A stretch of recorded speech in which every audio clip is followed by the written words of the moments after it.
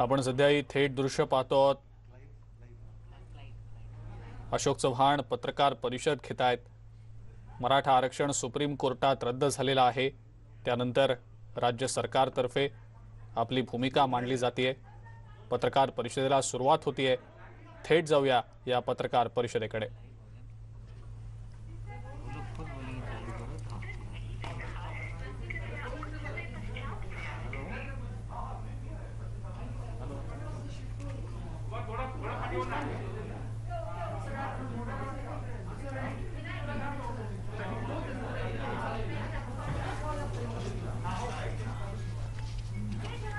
क्या एनबीटी है क्या एनबीटी? अशोक चव्हाण थोड्याच वेळात या पत्रकार परिषदेला संबोधित करतील. मात्र आपण बघितलं तर मराठा आरक्षण सुप्रीम कोर्टात रद्द झाल्याचा निकाल आल्यानंतर राज्य सरकार नेमकी काय भूमिका मांडणार, पुढची नेमकी काय पावलं असतील राज्य सरकारची, याचीच सगळ्यांना उत्सुकता आहे. याच संदर्भातली नेमकी भूमिका राज्य सरकारची काय असणार आहे याबद्दलची स्पष्टता देण्यासाठीच ही पत्रकार परिषद आयोजित करण्यात आलेली आहे. अशोक चव्हाण या संदर्भात सरकारची भूमिका नेमकी काय आहे, पुढची पावलं नेमकी काय असतील याबद्दलची माहिती देणार आहेत. एएनआयचं कोणी नाही का? एएनआयचं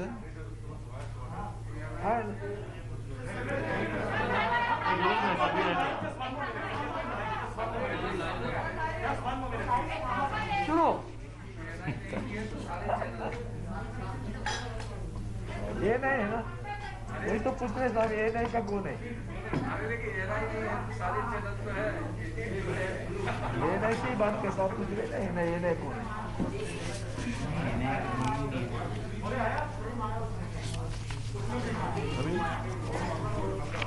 घटना दुरुस्ती 14 ऑगस्ट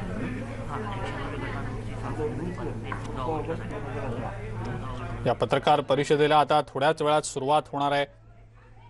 राज्य सरकार नेमकं या संदर्भात काय स्पष्टता देतं हे पाहणं महत्त्वाचं ठरेल.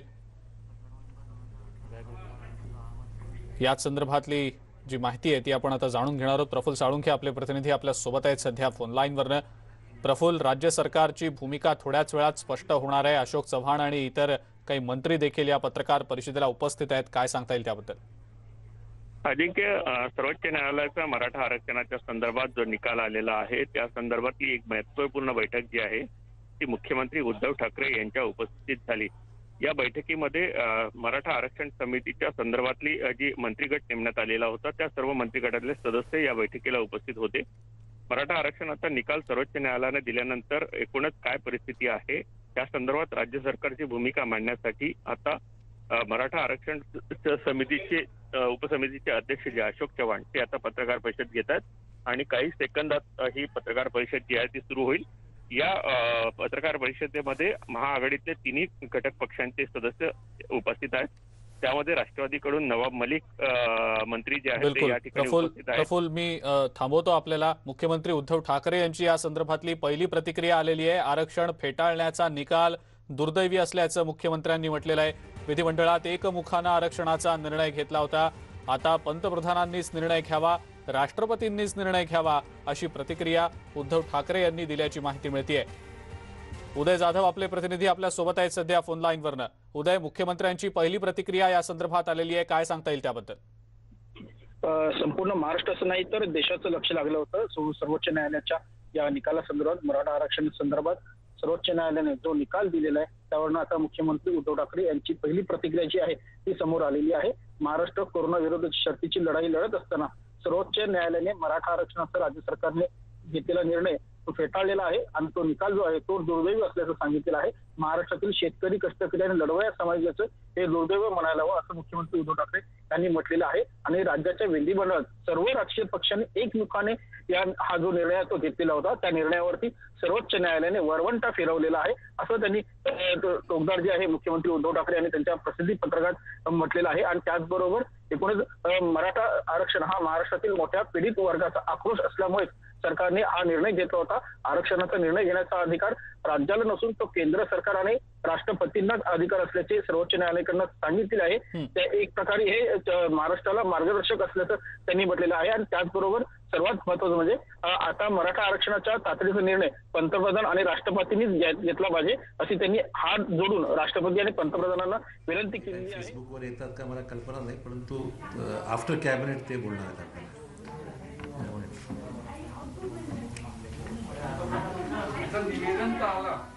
हा निवेदन इश्यू केलं सीएम साहेबांनी, पण संध्याकाळी ते आफ्टर कॅबिनेट आपल्याशी फेसबुकवर कदाचित येतील नाही जनतेशी बोलतील. समजतं. Pramod yes yes. किती वेळ चला रश्मी झालं का? तुला नाही करायचं. रश्मी झालं का? रश्मी मैं रश्मि का रूप है। रश्मी काय झालं?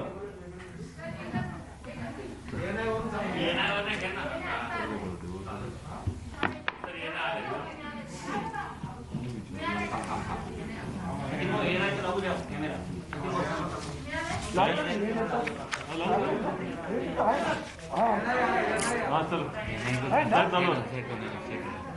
सेट होने दो।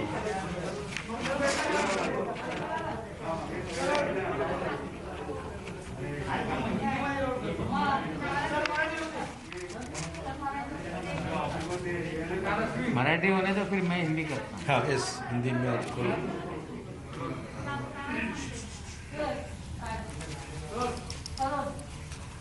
आज या पत्रकार परिषदेला माझ्यासोबत उपस्थित असलेले सन्मान्य म्हणजे सहकारी अनिल परबजी, आमचे सहकारी नवाब मलिकजी, खासदार सावंतसाहेब, त्याचबरोबर काँग्रेस पक्षाचे प्रवक्ते सचिन सावंत, सी क्लाइड क्रास्टो, राष्ट्रवादीचे प्रवक्ते, उपस्थित सर्व पत्रकार, प्रिंट आणि इलेक्ट्रॉनिक मीडियाचे माझे सहकारी.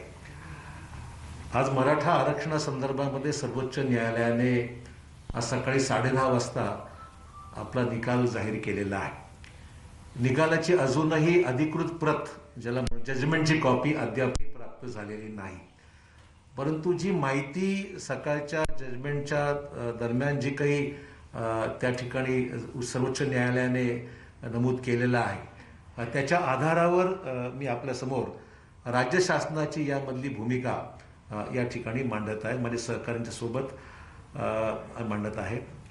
एक तर आजचा निकाल हा अतिशय निराशजनक असा आम्हाला मानावं लागेल. मराठा समाजासाठी महाराष्ट्राला अन्याय महाराष्ट्रावर झाला असंच निश्चितच म्हणावं लागेल. कारण की संपूर्ण तयारीनिशी मराठा आरक्षण हे मिळालं पाहिजे, टिकलं पाहिजे अशी भूमिका. एकतर राज्यामध्ये हा विषय असताना संपूर्ण संवैधानिक प्रक्रिया पूर्ण करून राज्याच्या विधिमंडळामध्ये हा विषय पारित झाला होता, एकमताने झाला होता. मागील सरकार फडणवीसांचं असताना सभागृहात आलेला हा निर्णय एकमताने सर्व पक्षांनी मिळून या निर्णयाचं समर्थन दिलं. सर्व उच्च न्यायालयाने मराठा आरक्षणाच्या समर्थनार्थ त्या ठिकाणी जजमेंट दिलं. आणि त्याचबरोबर इथे निर्णय कॅबिनेटने घेतला. सर्व संवैधानिक प्रक्रिया या ठिकाणी पूर्ण झाली आणि तो कायदा त्यावेळेस अस्तित्वात आला. त्यानंतर फडणवीसांच्या काळातच सर्वोच्च न्यायालयामध्ये याला आव्हान देण्यात आलं आणि आव्हान दिलं असताना राज्य शासनामध्ये बदल झाल्यानंतर सुद्धा आमची भूमिका, जी आम्ही विरोधात असताना सुद्धा आमची भूमिका समर्थनार्थच होती कायद्याच्या, तीच भूमिका घेऊन आम्ही पुढे गेलो आणि हायकोर्ट, सुप्रीम कोर्टामध्ये सुद्धा जे वकील फडणवीसांनी त्यावेळेस राज्य शासनाच्या वतीने लावले होते तेच वकील, निष्णात वकील, मग ते मुकुल रोहतगी असतील, पटवाली असतील, हे निष्णात वकील त्या ठिकाणी आम्ही त्या ठिकाणी उभे केले. राज्य सरकारची बाजू अतिशय उत्तमपणे advocate Vijaysing Thorat, advocate general, सरकारी वकील, संपूर्ण फौज त्या ठिकाणी आपली सर्वोच्च न्यायालयामध्ये उभी होती. आणि त्याचबरोबर इतर जे हस्तक्षेप करणं याचिकाकर्ते जे समर्थनार्थ त्या ठिकाणी सुप्रीम कोर्टात गेले होते तेही तिथे अतिशय त्यांच्या वतीने अभिषेक मनु सिंघवी असतील, कपिल सिब्बल असतील किंवा अन्य जवळपास 8-10 वकील होते, त्यांना सुद्धा जवळपास ही सुनावणी 10 ते 12 दिवस ही सुनावणी सातत्याने कंटिन्युअस ही हिअरिंग सुप्रीम कोर्टात झाली आणि या हिअरिंगच्या वेळेस सर्वांना बाजू मांडण्याची पूर्ण संधी दिल्या गेली. म्हणजे राज्य शासन असो, खाजगी याचिकाकर्ते असोत, ज्यांनी ज्यांनी समर्थनार्थ भूमिका घेतली त्या सर्वांना त्या ठिकाणी आपली बाजू मांडण्याकरता पूर्ण संधी त्या ठिकाणी मिळालेली आहे. त्यामुळे समन्वयाचा अभाव वगैरे असं कधीच नव्हतं. उत्तम म्हणजे यावेळेस मराठा आरक्षणाच्या संदर्भामध्ये जेवढ्या बैठका आम्ही आमच्या सरकारला घेतल्या तेवढ्या मीटिंग्स, बैठका, चर्चा, कॉन्फरन्सेस हे मागच्या सरकारच्या वेळेस कधीही झालं नव्हतं. एवढ्या मीटिंग्स आम्ही या ठिकाणी घेतल्या. म्हणजे एकतर जेवढ्या राज्यातल्या जवळपास 60-70 मराठा संघटना आहेत त्यांच्या व्हिडिओ कॉन्फरन्सेसच्या त्यांच्या बैठका मुख्यमंत्र्यांनी स्वतः घेतल्या. मी स्वतः त्या ठिकाणी होतो, आमचे उपसमितीचे सर्व सदस्य त्या ठिकाणी होते. त्या बैठका जवळपास 5 ते 6 वेळा झाल्या. जे मराठा समाजाचे वकील असलेली मंडळी जी कायदेशीर मुद्दे देत होते त्यांचे समन्वय टीम एक चांगली उत्तम केली. ते सर्वोच्च न्यायालयामध्ये वकिलांना आपली भूमिका त्या ठिकाणी सांगत होते आणि सगळ्या म्हणजे खासदार संभाजीराजे असतील, उदयनराजे महाराज असतील, लोकप्रतिनिधी जे ते असतील, या सर्वांच्या समन्वयातून वकिलांचा उत्तम समन्वय निश्चितच होता आणि ही जवळपास 12 ते 13 दिवस अतिशय उत्तम पद्धतीने आपल्या आर्ग्युमेंट्स सर्वोच्च न्यायालयामध्ये ही लढाई न्यायालयीन लढाई होती ती उत्तमपणे आपण सर्वांनी अतिशय चांगल्या पद्धतीने आम्ही मांडलेली आहे. त्याच्यामुळे ही जी काही भूमिका सर्वोच्च न्यायालयामध्ये होती त्याच्यामध्ये कुठेही समन्वयाचा अभाव नव्हता, त्याच्यामध्ये कुठेही अडचणी नव्हत्या. सर्वांनी एक नाही काही उणीवास कोणाचं म्हणणं असेल तर ते त्यांना म्हणता येणार नाही आता, कारण की त्यावेळी त्यांनाही सर्वांना संधी देण्यात आली होती. त्यामुळे असा विषय कधी नाही की कोणाला संधी मिळाली नाही, कोणी बाजू मांडू शकलं नाही, असं अजिबात नाही. सर्वांना आपले वकील उभं करण्याकरता भरपूर संधी देण्यात आलेली आहे. या निकालामध्ये जे मुद्दे आलेले आहेत त्याच्यावर मी भाष्य करणारच आहे. परंतु प्रामुख्याने इंदिरा साहनीचं जे काही केस लॉ होता की 50%च्या वर आरक्षण देता येत नाही, याच्यावर सुद्धा युक्तिवाद झाला. आणि जी 102 वही घटना दुरुस्ती आहे, हे 2 प्रमुख मुद्दे या सर्व एकंदरीत चर्चेच्या सगळ्या अनुषंगाने जे प्रमुख मुद्दे आज सर्वोच्च न्यायालयामध्ये जजमेंटमध्ये सुद्धा आलेले आहेत, त्याच्यामध्ये इंदिरा साहनीची जी काही केस लॉ आहे तो सर्वोच्च न्यायालयाने अजूनही ग्राह्य धरलेला आहे, तो सेट असाइड केलेला नाही, तो लागू आहे. अशाच प्रकारची भूमिका ही केंद्र सरकारने घेतलेली आहे. आणि एक्सेप्शनल अँड एक्स्ट्राऑर्डिनरी सर्कमस्टन्सेस हे त्याच्यामध्ये असल्याशिवाय 50%च्या वर आरक्षण देता येत नाही, अशा प्रकारचा युक्तिवाद हा आपली गायकवाड कमिशनचा अहवाल म्हणजे फडणवीस सरकारच्या वेळेस गायकवाड कमिशनचा अहवाल दिला गेला, तो एकमताने कुठली चर्चा न करता सभागृहाने पारित केला. त्या अहवालाच्या आधारावरच बॅकवर्डनेस आहे म्हणून आम्ही तो स्वीकारला, सर्वांनी स्वीकारला. तर ते तिथे म्हणजे फडणवीस सरकारच्या निकालाला त्या ठिकाणी सर्वोच्च न्यायालयाने सेट असाइड केलं. गायकवाड समितीचा जो बॅकवर्ड कमिशनचा जो अहवाल आहे तो त्यांनी सेट असाइड केला, स्वीकारलेला, अस्वीकृत केला असंच म्हणावं लागेल. आणि 102वी घटना दुरुस्ती आहे हा त्यातला मेन विषय आहे. 102वी घटना दुरुस्ती मी आपल्याला आठवत असेल की असेंब्ली हाऊस चालू असताना मी सभागृहात उठून निवेदन केलेलं आहे आणि त्या निवेदनामध्ये मी म्हटलेलं होतं की हे राज्याला अधिकार राहिलेले नाहीत. हे अटॉर्नी जनरल देशाच्या त्यांनी स्टेटमेंट केलं होतं. ते म्हणाले नंतर म्हणाले माझं व्यक्तिगत मत आहे. सुरुवातीला सर्वोच्च न्यायालयामध्ये ज्या वेळेस हे सगळं सुरू झालं त्यावेळेस अटॉर्नी जनरलला नोटीस दिल्या गेली होती, केंद्र सरकारला उत्तम संधी होती. तर अटॉर्नी जनरलने सुरुवातच अशी केली की राज्य शासनाला 102व्या घटना दुरुस्तीनंतर आता अधिकार राहिलेला नाही, हा त्यांचा मुद्दा होता. तो त्यांनी नंतर आरडाओरड झाली, कारण मी स्टेटमेंट सभागृहात जे केलं त्याचा आरडाओरड झाली यांची की नाही तुम्ही चुकी सांगता, म्हणजे मी चुकी सांगत नाही, जे रेकॉर्डवर आहे तेच मी त्या ठिकाणी मांडत आहे. आणि मी रेकॉर्ड मांडला असताना माझ्या हक्कभंग टाकण्यापर्यंत फडणवीसांनी उल्लेख केला. मी तर त्यांना हे सांगितलं माझं स्टेटमेंट मी केलेलं नाही, तुमच्या अटॉर्नी जनरलनी केलेलं स्टेटमेंट आहे. आणि नंतरची सविस्तर एकंदरीत जी मांडणी झाली त्याच्यामध्ये अटॉर्नी जनरल आणि केंद्र सरकारने सांगितलं की नाही राज्याला अधिकार आहेत. म्हणजे पहिल्यांदा एक म्हणाले की राज्याला अधिकार नाहीत आणि नंतर त्याने खुलासा केला नाही की राज्याला अधिकार आहेत. 2 स्टेटमेंट्स आहेत. पण आजच्या ज्या काही जजमेंट आलेलं आहे आपल्याला मुद्दाम मला नमूद करायचं आहे या 2-3 तारखेकडे आपल्या सर्वांचं मला लक्ष या निमित्ताने मुद्दाम वेधायचं आहे. आपल्याला कल्पना आहे की 102वी घटना दुरुस्ती आहे ही 14 ऑगस्ट 2018 रोजी झाली. जी कॉन्स्टिट्युशनल अमेंडमेंट आहे, घटना दुरुस्ती आहे 102ची, ती 14 ऑगस्ट 2018ला झाली. 15 नोव्हेंबर म्हणजे त्याच्यानंतर 15 नोव्हेंबरला गायकवाड आयोगाचा अहवाल हा सादर झाला व त्या सरकारने या अहवालाच्या आधारावर 30 नोव्हेंबर 2018ला मराठा आरक्षणाचा कायदा दोन्ही सभागृहामध्ये विनाचर्चा एकमताने पारित करून दिला.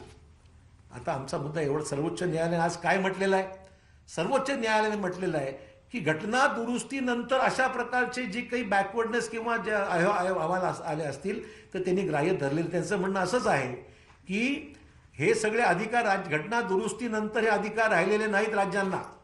हा लिगल मुद्दा आहे जे मला मुद्दाम जनतेला आपल्या माध्यमातून पोचवायचा आहे की 102वी घटना दुरुस्ती 14 ऑगस्ट 2018 झाल्यानंतर राज्याला अधिकार राहिलेले नाहीत. बॅकवर्डनेसच्या संदर्भामध्ये सिद्ध करण्याच्या बाबतीमध्ये असा कायदा करणे असा अधिकार राहिलेला नाही. हे आज सर्वोच्च न्यायालयामध्ये निक्षूळ सांगितलेलं आहे. आणि त्यामुळे फडणवीसांनी आपल्याला आज जे केलेलं आहे ते म्हणजे एकतर सभागृहाची दिशाभूल केली आणि आज फसवणूक करतायत. म्हणजे एकीकडे त्यावेळेस म्हणजे आपल्याला अधिकार नसताना आणि त्यांनी आज काय सांगितलं की आम्ही कायदा अगोदरच पारित केला होता, त्याचं फक्त एक्सटेन्शन आम्ही आज दिलेलं आहे. तर मला मुद्दाम फडणवीस साहेबांना विचारायचं आहे, आपण कायदा जरा नीट वाचा. कारण तुम्ही ज्यावेळेस मला हक्कभंगाची नोटीस दिली त्यावेळेस मी स्वतः कायद्याची प्रत घेऊन तुमच्या असेंब्लीच्या प्रेस रूममध्ये ती प्रत दाखवलेली आहे आपल्याला की जुना कायदा नवीन कायदा आल्यानंतर जुना कायदा आपोआप रद्द होतो हे तुमच्या कायद्यामध्ये त्याचा उल्लेख आहे. तुम्ही त्याची प्रत आज सगळीकडे ओपन सर्वांना पब्लिक डोमेनमध्ये उपलब्ध आहे. तो कायदा असा म्हणतो की एकदा नवीन कायदा आल्यानंतर जुना कायदा आपोआप रद्द होतो. त्यामुळे मुद्दा असा आहे की जुना कायदा अस्तित्वात नव्हता. तुम्ही ज्यावेळेस कायदा नवीन दुरुस्ती केली सभागृहामध्ये आणून तो कायदा पास केला, ती घटना दुरुस्ती झाल्यानंतर केलेला कायदा असल्यामुळे सुप्रीम कोर्टाने सांगितलं की तुम्हाला हे करता येत नाही, राज्याला अधिकार नव्हता. हे सगळा आरक्षण SCBCच्या बाबतीमध्ये बॅकवर्डनेसच्या बाबतीमध्ये जे काही तुम्ही निर्णय घेतला मला अधिकारच नव्हता हे सुप्रीम कोर्टाने सांगितलं. आणि आज फडणवीसांनी जे आपल्या पत्रकार परिषदेमध्ये सांगितलं की इतर राज्यांना वगळण्यात आलेला आहे, इतर राज्यांचा हा सगळा मुद्दा एवढाच आहे की जजमेंट डिटेल आल्यानंतर निश्चित त्याच्यावर अधिक बोलता येईल. परंतु त्यांचे निर्णय घटना दुरुस्तीच्या अगोदरचे आहेत. मला मुद्दाम स्पष्ट करायचं आहे, इतर 7 ते 8 राज्य म्हणजे तामिळनाडू असेल, राजस्थान असेल, छत्तीसगड असेल, हरियाणा असेल, जे काही इतर राज्यांचा उल्लेख आहे सब्जेक्ट टू करेक्शन, कारण की डिटेल माहिती घ्यावी लागेल. बहुतांश राज्याचे निर्णय हे घटना दुरुस्तीच्या अगोदरचे निर्णय आहेत. आणि आपला निर्णय जो राज्य सरकारचा घेतलेला आहे ती घटना दुरुस्ती झाल्यानंतर निर्णय घेतलेला आहे. म्हणून सुप्रीम कोर्टाने तो सेट असाइड केला, अस्वीकृत केलेला आहे. मला एवढा मुद्दा या ठिकाणी सांगायचा आहे. त्यामुळे आता मुद्दा एवढाच आहे याच्यामध्ये की केंद्र सरकारला आता हे सिद्ध करायचं आहे. मुद्दाम या ठिकाणी नमूद करायचं आहे की केंद्र सरकारची जी पार्लमेंटरी कमिटी होती तिथे हे प्रश्न निघाले होते की 102व्या घटना दुरुस्ती तुम्ही करताय, मग राज्यांच्या अधिकाराचं काय? त्यावेळेस केंद्रीय मंत्र्यांचा ऑन रेकॉर्ड आहे की राज्याचे अधिकार अबाधित आहे, हे केंद्रीय मंत्री म्हणतात. मिनिट्समध्ये एके ठिकाणी येतं. सुप्रीम कोर्टामध्ये अटॉर्नी जनरल 2दा वेगळे स्टेटमेंट करतात आणि सुप्रीम कोर्ट आज म्हणतं की नाही, तुम्हाला अधिकार राहिलेले नाहीत. आमचं म्हणणं एवढंच आहे, केंद्र सरकारच्या अखत्यारीकीत हा विषय आहे, त्यांनी ही जबाबदारी घ्यावी. केंद्र सरकार म्हणतं ना की आता केंद्र सरकारच्या अखत्यारीकीत हा विषय आहे, राष्ट्रपतींकडे हा अधिकार आहे, राज्यांनी तो शिफारस करून पाठवावा. आम्ही सर्व ती प्रक्रिया पूर्ण करायला तयार आहोत. अजूनही हा लढा संपलेला नाही. आमचं स्पष्ट मत आहे, मराठा समाजाला आरक्षण देण्यासंदर्भातला हा लढा अद्याप संपलेला नाही. जे काही कायदेशीर आमच्याकडे जे पर्याय उपलब्ध आहे त्या पर्याय उपलब्ध अजूनही आहेत. त्या पर्यायापैकी महत्त्वाचं आहे की आता अधिकार त्यांनी सांगितलंय की केंद्राच्या कमिशनकडे आहेत आणि केंद्राचं कमिशन हे राष्ट्रपतीकडे शिफारस करू शकते. तर आम्ही केंद्राकडे आमचा हा प्रस्ताव पाठवून देऊ. त्याच्यामध्ये ज्या ज्या काही समजा उणिवा असतील त्या निश्चित दूर केल्या जातील. मागच्या सरकारच्या काळामध्ये ज्या काही उणिवा ठेवल्या असतील, राहिल्या असतील, त्या आम्ही दूर करू आणि त्या दूर करून आमचा अहवाल मराठा आरक्षणाचं आणि मराठा समाजाला एक्स्ट्रॉर्डिनरी आणि एक्सेप्शनल सर्कमस्टन्स कशा आहेत हे सिद्ध करून तो आम्ही अहवाल केंद्राकडे पाठवू. तो अहवाल केंद्राच्या बॅकवर्ड कमिशननी पाहावा, त्यांनी तो निर्णय घ्यावा आणि बॅकवर्ड कमिशन निर्णयानंतर मग राष्ट्रपतींच्या तिकडे तो जाईल अंतिम होण्याकरता. आमच्याकडून शिफारस करून आम्ही केंद्राचं जे काही कमिशन राहील याच्यामध्ये त्यांच्याकडे सुप्रीम कोर्टाच्या सूचनेप्रमाणे, कारण की सुप्रीम कोर्टच आज म्हणत आहे की हे सगळे अधिकार आता केंद्राकडे आहेत, तर आम्ही केंद्राला पाठवून देऊ, त्यांनी तो निर्णय घ्यावा. अशा प्रकारची आमची निश्चितच भूमिका ही राहत. हे सर्व अधिकार आजच्या जजमेंटमुळे राष्ट्रपती 102व्या घटना दुरुस्तीनंतर ही अधिकार राष्ट्रपतीकडे गेल्याच्या संदर्भामध्ये आज उल्लेख या ठिकाणी झालेला आहे. त्यामुळे आज फडणवीसांचा पूर्ण आदर मी करतो. विरोधी पक्ष नेते आहेत, राज्याचे माजी मुख्यमंत्री आहेत, पण मला या ठिकाणी मुद्दाम सांगायचं आहे की त्यांनी कृपया दिशाभूल करण्याचं मला विनंती करायची आहे. वस्तुस्थिती जी आहे, जनतेला भडकवण्याचं काम कोणीही करू नये. समाजालाही विनंती आम्ही करू की हे न्यायालयीन लढाईमध्ये आपण कुठेही कमी पडलेलो नाही. सातत्याने उल्लेख करत होतो या ठिकाणी की त्यांचं ट्रान्सलेशनच गायकवाड अहवालाचं ट्रान्सलेशन झालं नाही. मुळातच गायकवाड अहवाल इंग्रजीमध्ये आहे. मुळातच गायकवाड अहवाल जो आहे, गायकवाड कमिशनचा जो अहवाल आहे तो इंग्रजीमध्ये आहे. तेव्हा त्याचं ट्रान्सलेशन अजून काय करायची गरज आहे. ॲनेक्शरचा मुद्दा वेगळा, पण गायकवाड कमिशनचा मूळ जो गाभा आहे, जो रिपोर्ट आहे तो हा इंग्रजीमध्ये असल्यामुळे त्याच्यामध्ये ट्रान्सलेशनचा विषय जो आहे तो अजिबात उद्भवत नाही आहे. आणि म्हणून कृपया जनतेची दिशाभूल आणि फसवणूक म्हणजे अधिकार नसताना कायदा करणं फसवणूक म्हणावं लागेल. मग एकीकडे आज सुप्रीम, हे मी जे बोलत नाही, सुप्रीम कोर्टाने शिक्कामोर्तब त्या गोष्टीवर आज केलेलं आहे की तुम्हाला अधिकारच नव्हता. मग असा प्रश्न निर्माण होतो की अधिकार नसताना तुम्ही निर्णय घेता, याचा अर्थ तुम्ही जनतेची फसवणूक केली, सभागृहाची फसवणूक, दिशाभूल केली आणि आज तुम्ही लोकांची दिशाभूल करतायत वेगवेगळी वक्तव्य करून. तर मला वाटतं की हा मराठा आरक्षणाचा विषय, याला कृपया राजकीय ह्याचा फायदा उचलण्याचं काम आम्ही केलं नाही.